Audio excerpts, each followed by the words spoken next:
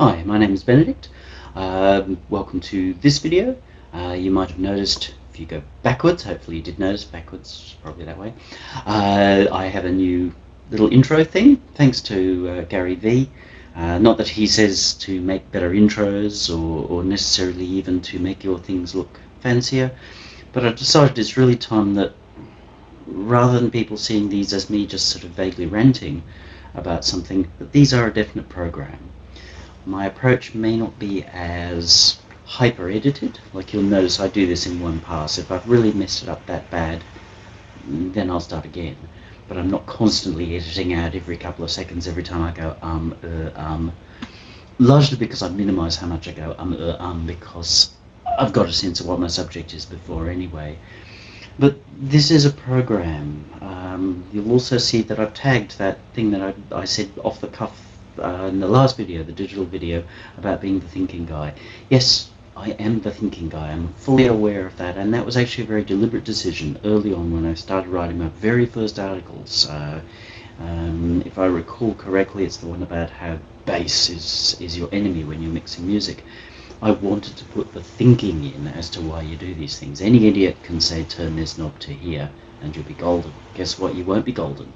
You've probably watched 1,000 of those how-to tuts, which are very heavily edited. And you come out the other side barely feeling any better than you were in the first place. The reason being is that he said turn the knob here, but he didn't say why you might turn the knob there. Understanding the psychology, the feeling, what's happening with the sound, and more importantly with the story, is the thing that's not covered as much. So I'm the thinking guy. Now what we're going to think about here today is wave shaping. Andy Hyde, who I've known for quite some time, enjoyed my first video on the analog wave shapes and asked, hey, could I do my thing on wave shapers, ring modulators, things like that. My very first gut reaction is not those god-awful things. But wave shapers perform a very true function in sound creation. And by sound creation, I don't just mean pure synthesis, but anybody who's mixing or otherwise looking to express that bit of the story through sound is one way or another actually using wave shapers. So what does a wave shaper do? We'll start with Wikipedia. It's a type of distortion synthesis in which complex spectra are produced from simple tones by altering the shape of the waveforms. Sounds like not fun at all. It is complex. Wave shapers are at heart maths. Ugly fucking maths too. Don't get into the maths stuff. It doesn't matter. If you can understand the very basics of FM synthesis, which is that we take one oscillator, we multiply it by another, you've basically got the grounding. So let's kill this. Let's look at one I created earlier.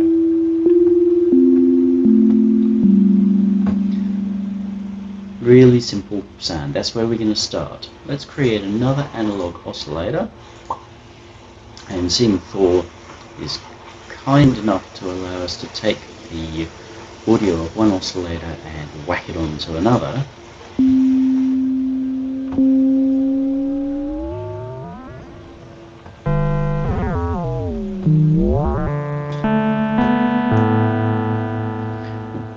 We have now just done some wave shaping. We have shaped the oscillator wave of this with something else. Forgive me, I actually forgot to have my let everybody know what I'm doing window. We'll pop that nice, neat and tidy down there.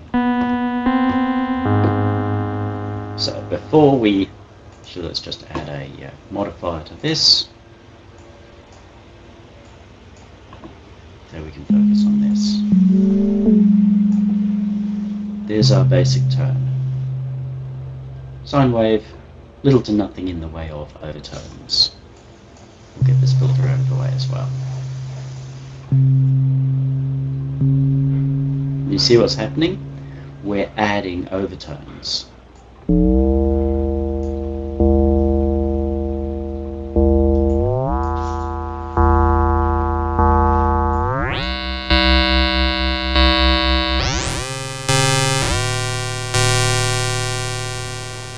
We're also adding some undertones as well, and they're one of the complexities that we have with any form of wave shaping. Because remember, we're multiplying the pitch, the oscillating rate of one oscillator with another oscillator. That's just a recipe for vomit. So the problem with wave shaping is that we very easily create a lot of really god-awful ugly sounds. However, the reason that wave shaping is so incredibly popular in current EDM type styles is that it sounds so god-awful because they're looking to create ugliness. Fair enough. But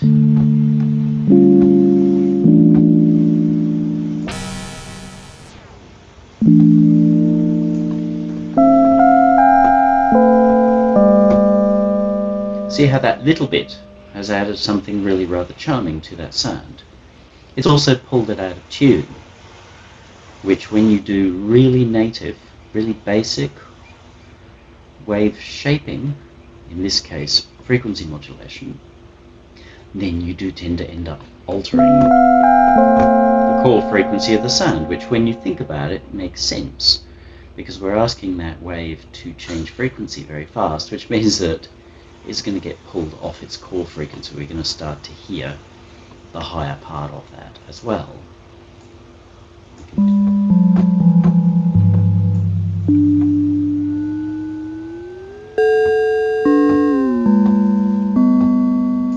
So in the subtle side,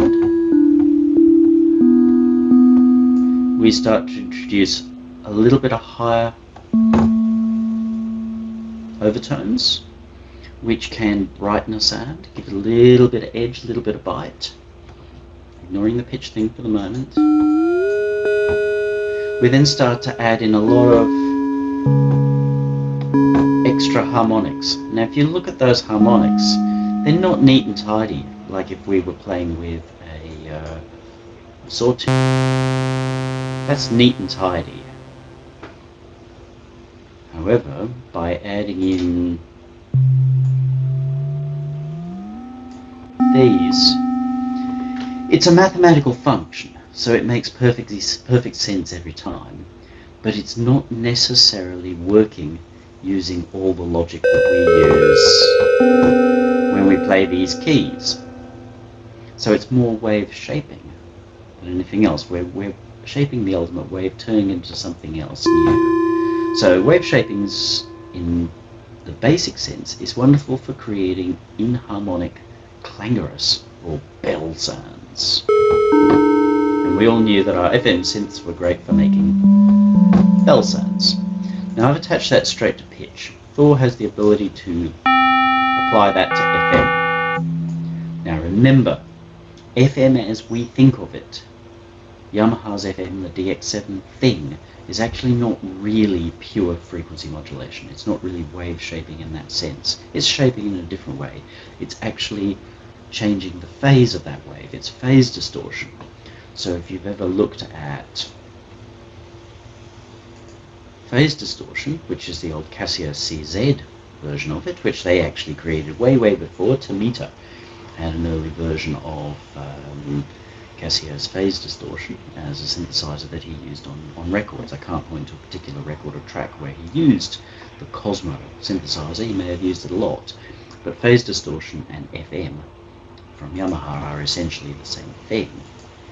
What we do is we take one waveform, to shape the phase behavior of another waveform, and we get the same thing as what we were doing before. Simple sound,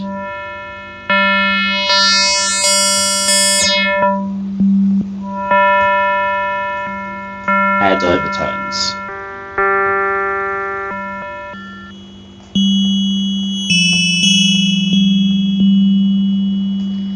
So straight away you might be thinking, gee Benedict, that's kind of nice, we're getting a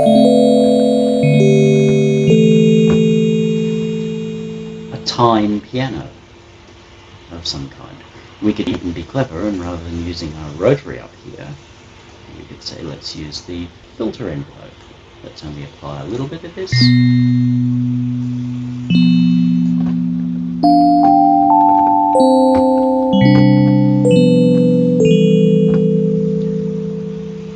So those extra harmonics that we've created through a wave shaping process, in this case FM or phase distortion,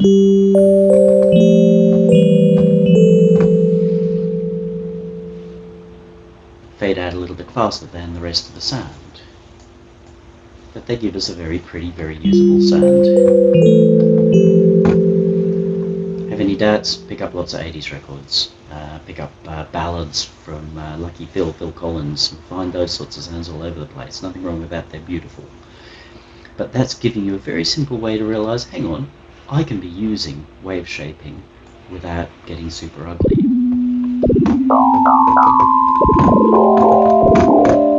Same thing, all I did was change the pitching, the modulation source.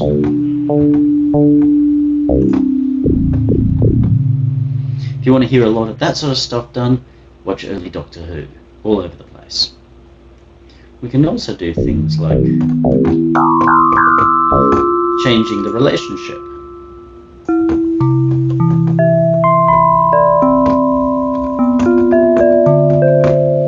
So where we were before following pitch,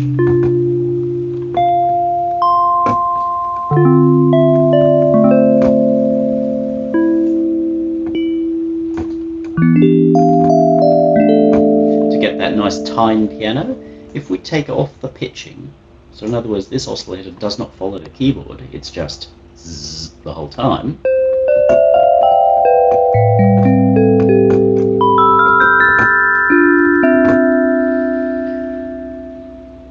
the basic pitching of that wave shaping stays in the same place. It's the same no matter what key we play. Because there's not a lot of it, we're still hearing a very pitched sound. But if we went heavy,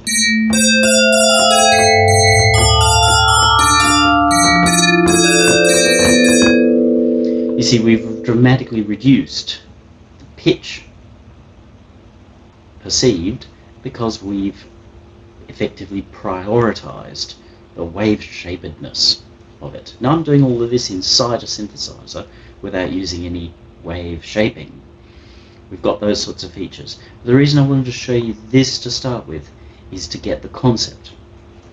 I ran through various wave shapers that I've got, but I ruled out using them, not because they sound bad. Some of them sound great when you get the right situation. However, most of them don't make it easy to see what they're really doing. That's partly because it's complex. I think it's partly because they want to obfuscate what they're really doing. And some of them give you only a couple of controls, which makes it very hard to show what we're really doing. So here, you can do wave shaping with, well, I guess technically one oscillator. You could wave shape against yourself, but it's a bit easier to see what you're doing when you're using a second oscillator. I'm deliberately using sine waves because they are simple waveforms.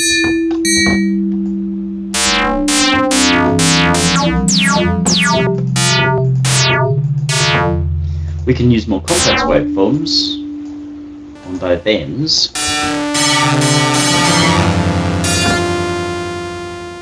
but they do tend to go straight to nasty turn.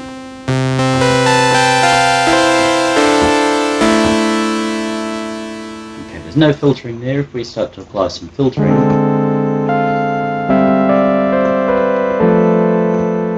we've got a little bit of FM feel.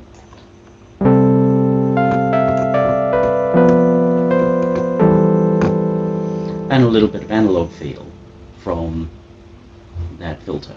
So there we've got a hybrid synth. And hybrid synths go back a long way. Way back into at least the 70s, if not before, where people were using ways to create more complex waves, but then been whacked through the analog filters. So if you've seen somebody with a great big Moog modular, you know, great big wall of knobs, again, Mr. Tanita, Keith Emerson, any of those guys, they were also doing hybrid synthesis because they had their basic core waveforms, and out of those waveforms they were creating more interesting things. Some guys did more of that than others. Some people tended to do the very basic, what we now think of as virtual analog type synthesis. Just straight waveforms.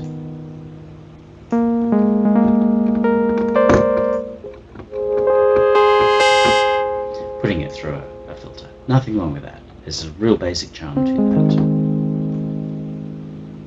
But we're looking at wave shaping here, so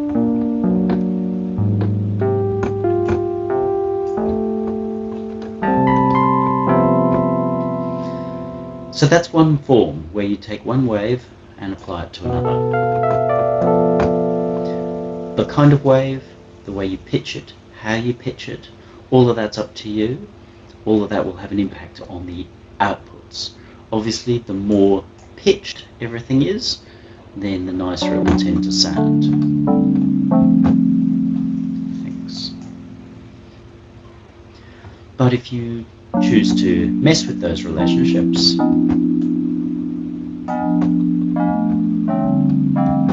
obviously the more interesting that it becomes. Let's go back to our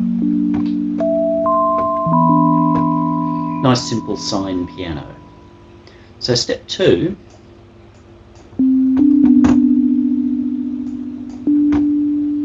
is to start looking at an actual shaper.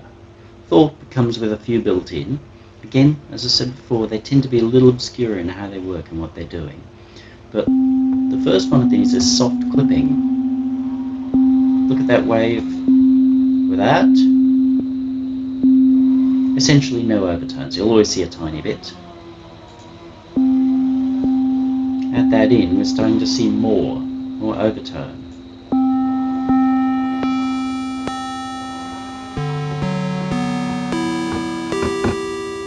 Recognize that wave sound? Yeah, let me show it to you again.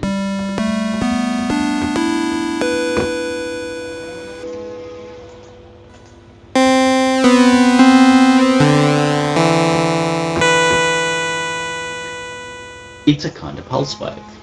So what we're doing is inside this circuit,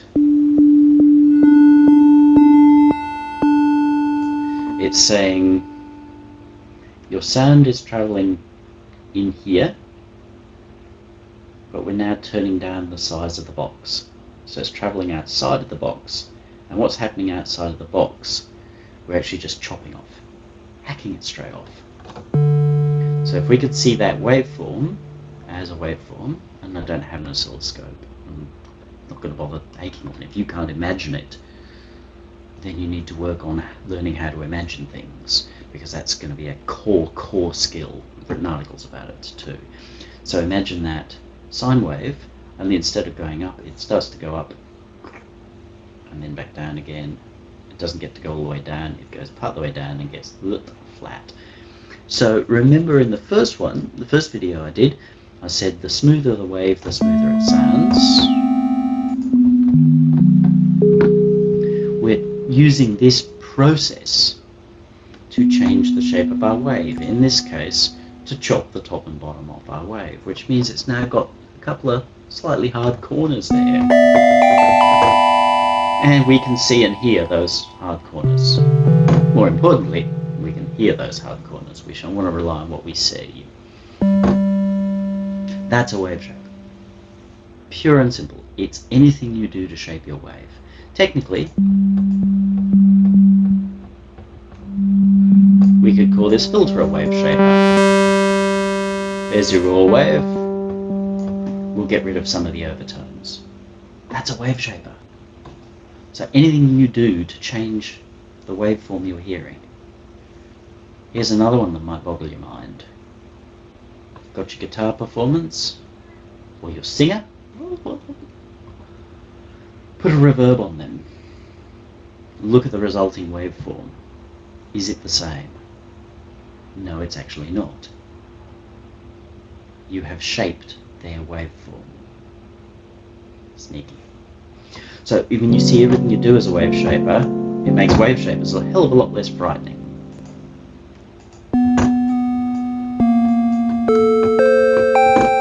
Wave shapers tend to end up giving us a lot of non-linearity. So when I compared this to an official whole square wave, they weren't quite the same. There were similarities, but they weren't quite the same. So non-linearities, that's what makes them exciting. A little bit of non-linearity makes something sound super cool, because the brain's going, oh, that's familiar, but it's different. And that's what we love in art, television shows, music. It's all the same but different. You've got to find that balance of same but different. If you've got a bass player who's like,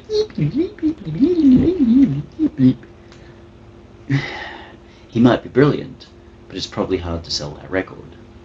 Whereas if you've got a bass player who's going boom, boom, boom, boom, boom, boom, boom, boom, some people will go, oh, but that's boring. Okay, cool, fine, go buy the other record. But we had mostly same, boom, boom, and then a little bit of different. Boom, boom, boom, boom. That's where you really show off who you are. And yet you could just get their bass and go, but you're getting bored with me already. Same.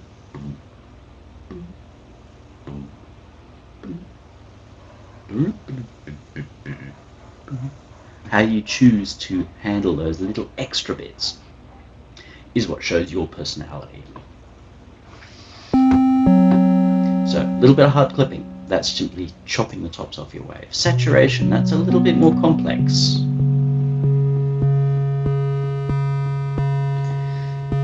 See how we're not having as many hard overtones? They're also a lot kinder. Less non-linear.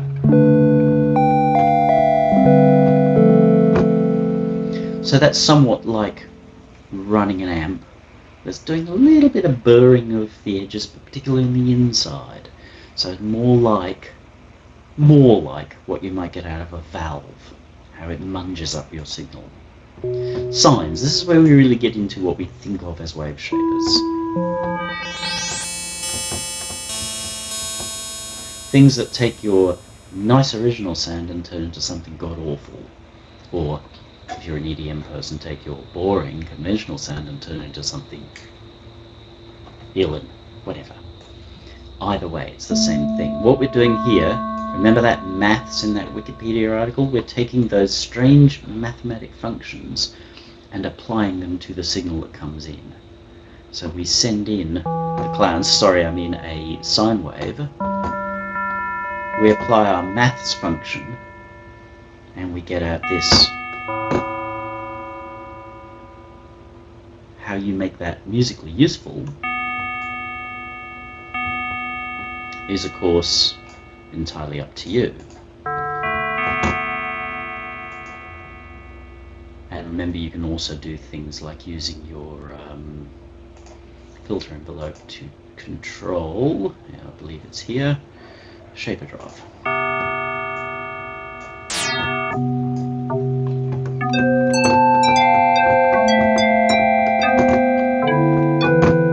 Purdy! By applying a small amount of something. But remember, your shapers are likely to pull you off tune because they're doing some mathematical thing. In this case, and don't yell at me if I'm wrong, because it doesn't really matter, that's not my point. I'm not here to tell you mathematically what this does. Somebody else probably done that for you on the internet already, and great, if you're excited by it, go look at it. I doubt you'll learn anything actually useful. What this roughly does is it takes what it's hearing, multiplies each of those harmonics by a sine wave. So, explode your sound. We're giving it a fairly simple sound.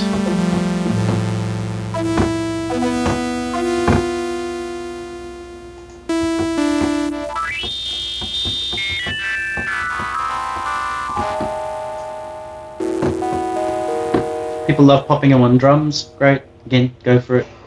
Not really my thing, but from time to time I have used them. So it's merely saying this is a way of adding a whole lot of extra overtones or harmonics, and in this case you're losing pretty well all your fundamentals as a result of it. Bipulse, same basic idea. We're taking the input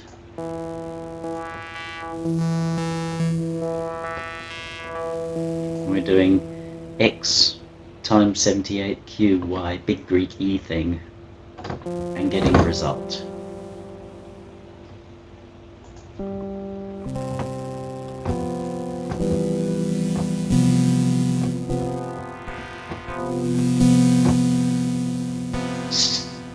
Some of these functions are able to go from doing absolutely nothing to your signal,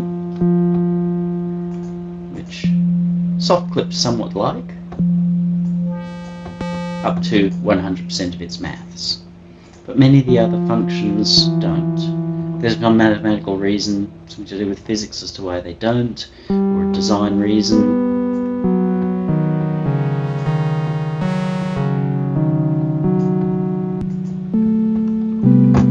Rectifier, do know, it's a case of taking what's happening above your line. So if you imagine your line going through the middle of that sine wave, taking what's happening above and making it the same as what happens below. So kind of mirroring as above, so below. So sine wave,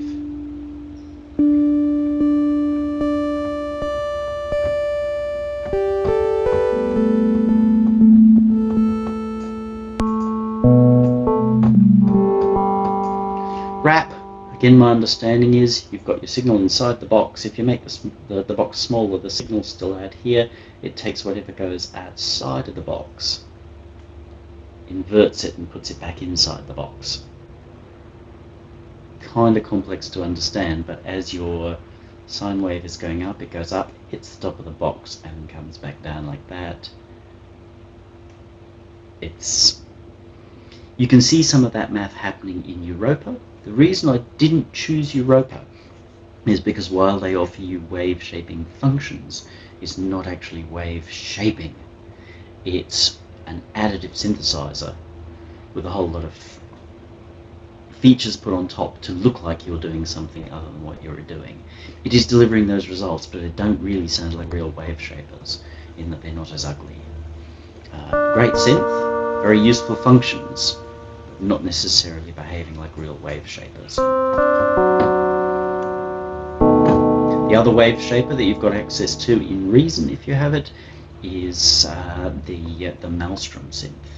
There are a couple of wave shape functions in there, so you can take a signal from somewhere else, like a whole synth sound, or your sister singing, put them into that device, run it through the wave shaper, and get something ghastly coming out the other end. There are a couple of pretty cool functions in there, and the way that they're managed makes them really rather good. It's my favorite feature of Maelstrom. I don't love it as a synth. I rarely use it. But if I did want a wave shaper, then that's one thing that I will think to grab. So they're your basic wave shaper forms in here. Now the things that you might do to use them is to decide, well, do I want that before or after? So let's add our wave shape. Not very usable.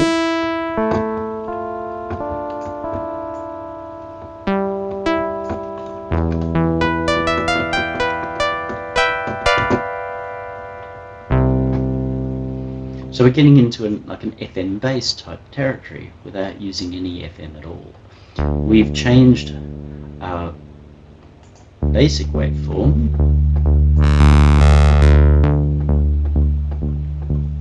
from a full sawtooth to a very muted sawtooth, or a bass sound. We then decided to wrap it. So we've made a complex wave out of that. Immediately it makes it sound kind of digital, because these are not the natural sounds that you get out of a typical analog synth. But there's no reason why you can't do them. Remember, as I said, guys back in the 60s and 70s were doing this kind of stuff. You might then choose to want to warm it up. Let's say we've done that, but go, oh, yeah, geez, it's a bit...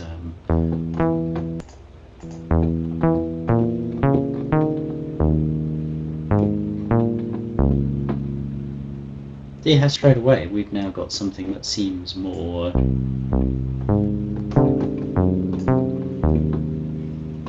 analogy.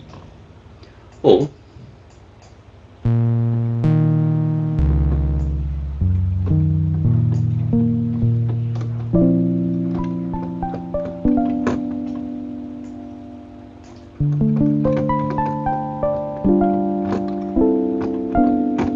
giving ourselves a nice delicate suitcase piano type sort of a sound. So we've shaped our wave here,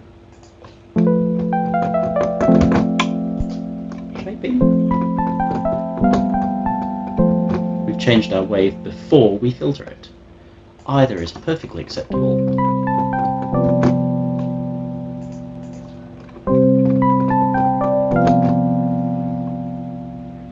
So all kinds of wave shaping.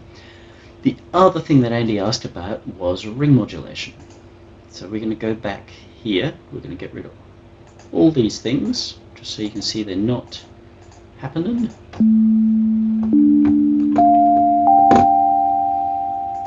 So essentially our sine piano.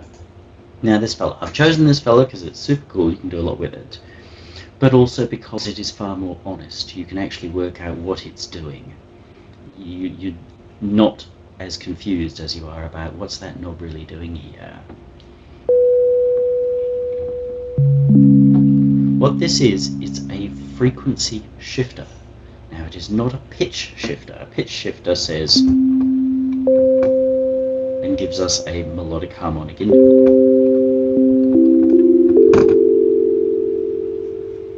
However, what a frequency shifter does is it takes all the incoming frequencies. So let's say I played this. You can see all the different frequencies on my screen there. Sorry, pointed too far. There. Oh, it's too hard. Okay, hope you can work it out. Takes each of those frequencies and just says, I'll move them up or down by whatever amount you've given me. I've given it, move it up 131 Hertz. Not really a musically useful number, so we have now created a wave shaping. Because it's not holding to pitch. Even if I was to find a perfect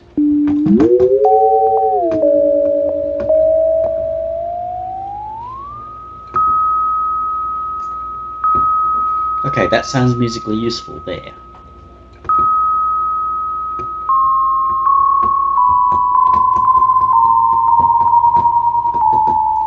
A lot of clangorous harmonics everywhere else.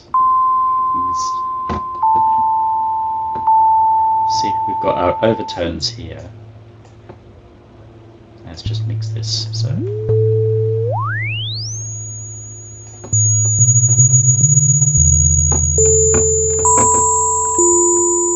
see, when I move the fundamental, the overtone doesn't move as far.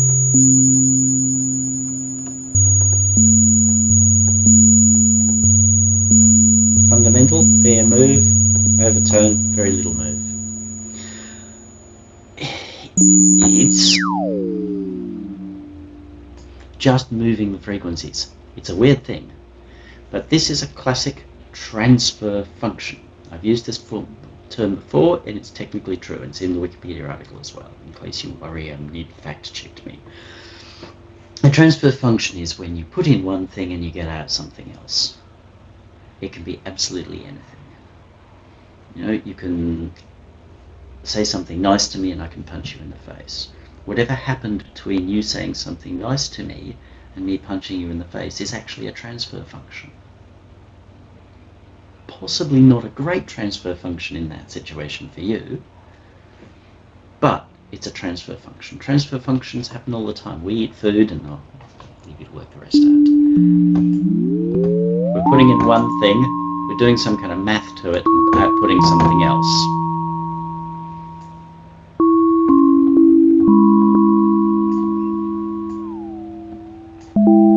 So now we'll look at some possible ways of getting musically useful stuff out of this otherwise really ghastly result.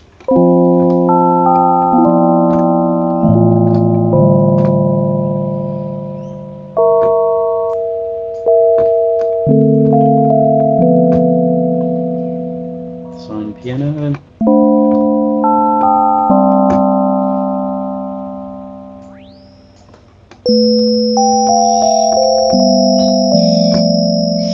It's not the same as the FM where it tracked, and we could ask this to track, but when we've got polyphony it's not going to know what to track properly. But still, we've got a really rather nice sound. If we get a little bit more conservative on our mix.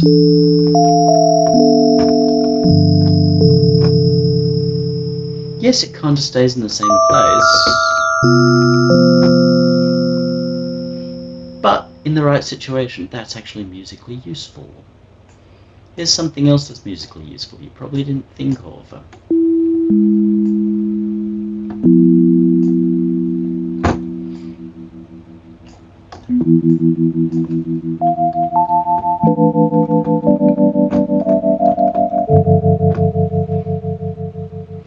Now this device has the ability to function essentially as a ring modulator, which is another very early type of wave shaper.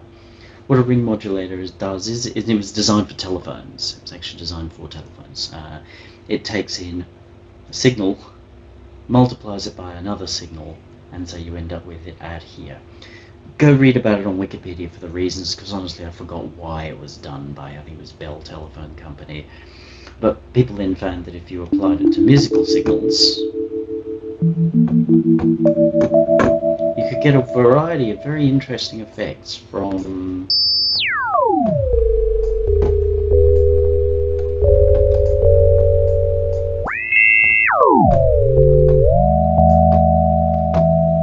so see one note here,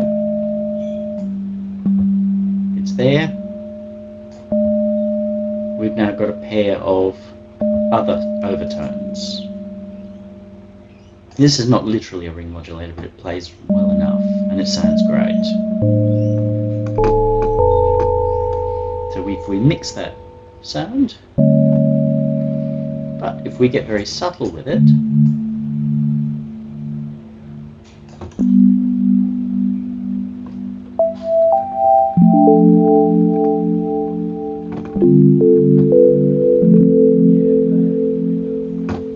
this is a sound you've heard many times on records.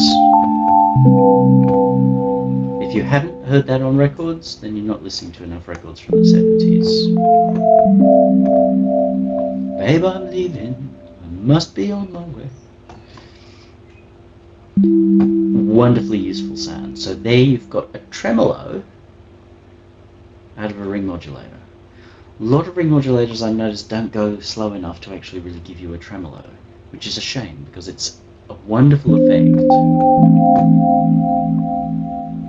Because it's adding a little tiny bit in the way of harmonics. Barely enough to notice, but it gives you this really organic feel. So next time you want a tremolo, especially for an electric piano, grab a ring modulator, but one that's well built, so it allows you to turn that knob right down. See, we're working at 2.42 Hertz. Good number.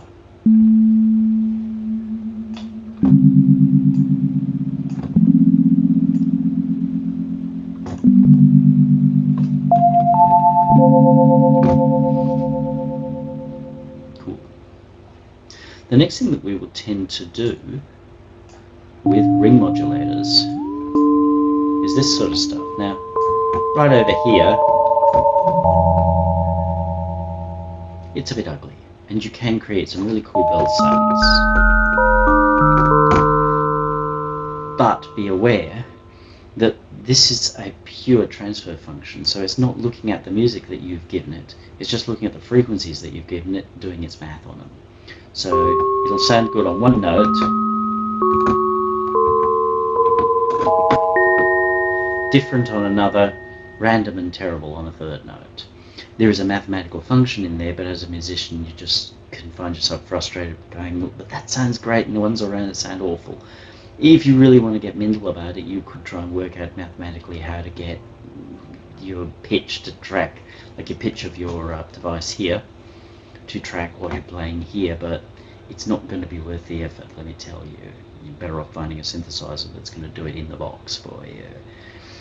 Or, if you absolutely love that harmonic series, because that's all it is, there's no reason why you can't say, okay, I'll work out what that is. My fundamental is C now.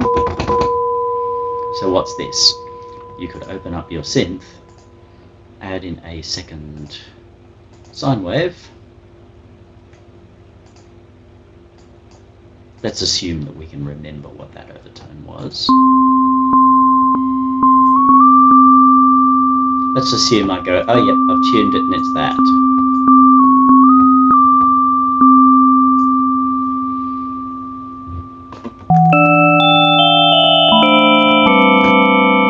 Too loud?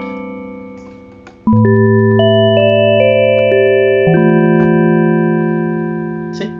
So I've used a wave shaper and now I've transferred what I've learnt and liked from it back to another device. Lots of ways you can use wave shapers. Or of course you could simply say, I like what it's doing there, I'll sample that off. Series will be basically the same as it moves across the keyboard. Or you could then throw that into a synth that takes your wave and turns it back into an oscillator. So that could be Europa or Grain or Serum or any of those sorts of things. A million ways you can use wave shaping kindly.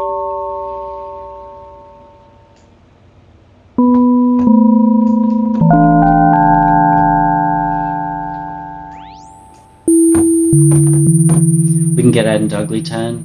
A lot of you will want to do that with drums. Good on you.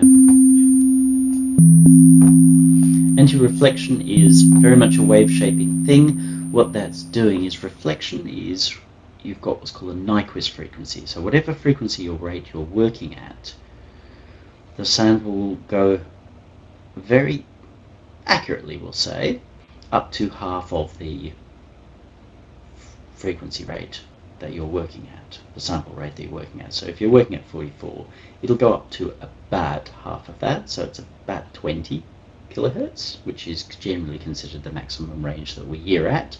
Not technically true, but any sounds, frequencies that are being generated above that will actually get turned off. Otherwise what happens is that the system goes, I can't deal with that, and ends up adding it back in on the bottom, where you hear Nyquist frequency stuff.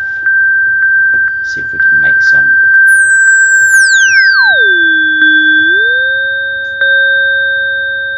Hard, but lower quality devices. There we go. Playing really high keys and getting strange noises come in on essentially the bottom of my keyboard as well. Nyquist. So this should minimize those, often referred to as oversampling and what have you. Some wave shape functions will be great with that off and you're happy to have all that garbage coming in on the bottom end. Some of them you really don't want to hear that. Ring modulation tends to work best with that off because that's part of what it actually does. It gives you one above, one below. So now here's a feature of this device which I've got to say I really, really like.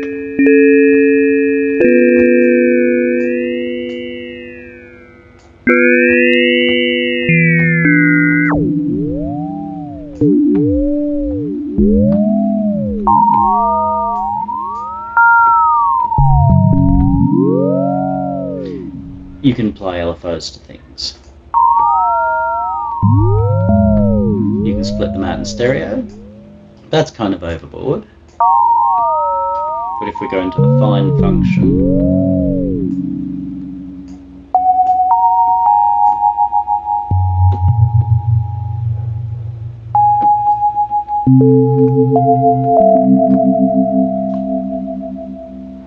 Ooh, that might be a bit much, but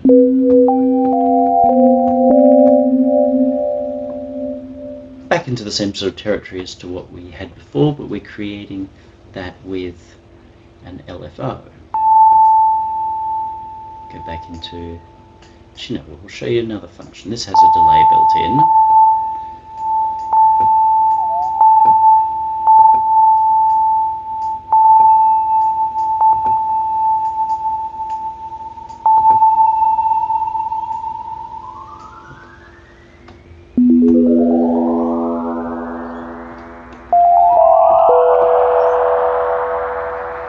Obviously of questionable value if we want to do our sticks cover, but then we can start to control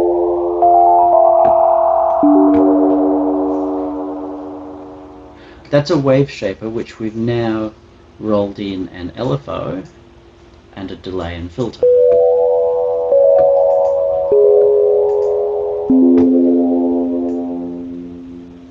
Or we turn it back into a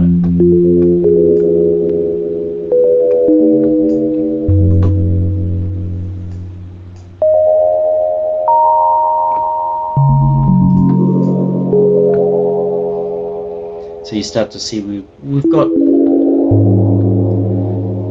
in more sound design terms of sound effect, atmospheric things, there's a lot of things that we can do with that. And don't forget, we've still got nothing but a sine wave happening here.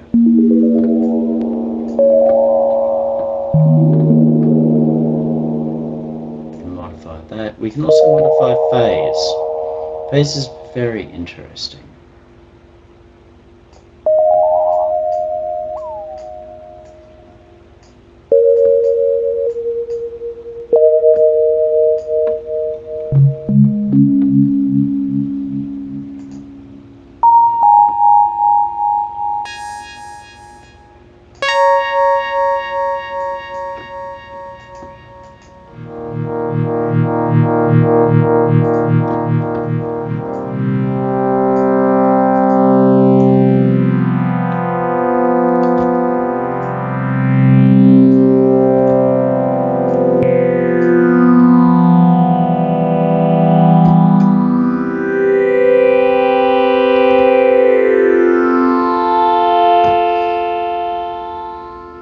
I've now managed to create a phaser.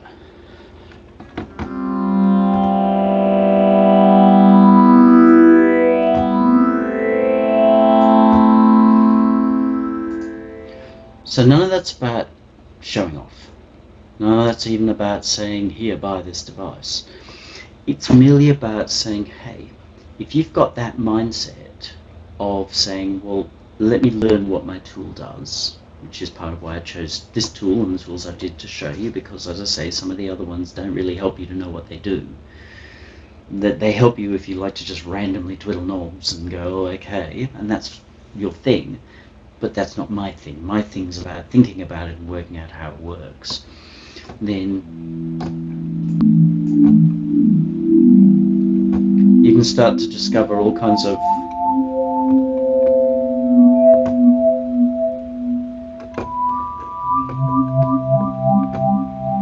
amazing things that you can do, and each one of these things that I've done basically can fall into the idea of wave shaping.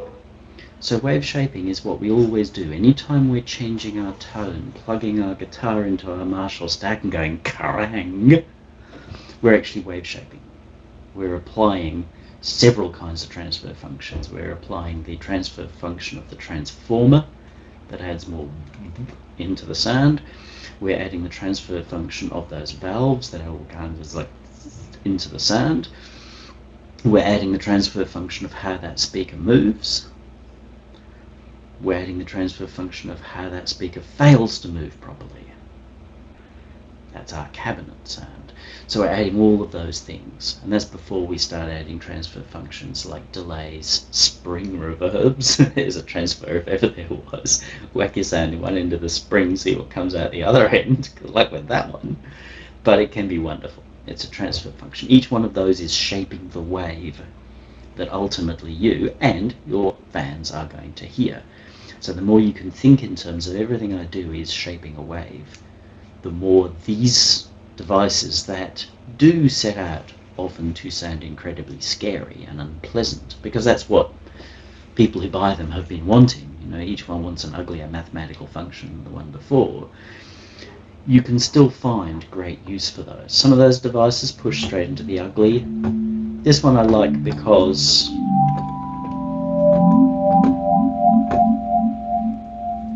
it can stay in the subtle arena and give you a little bit of what's wonderful about transfer or wave shaping functions to right the way out into ugly town.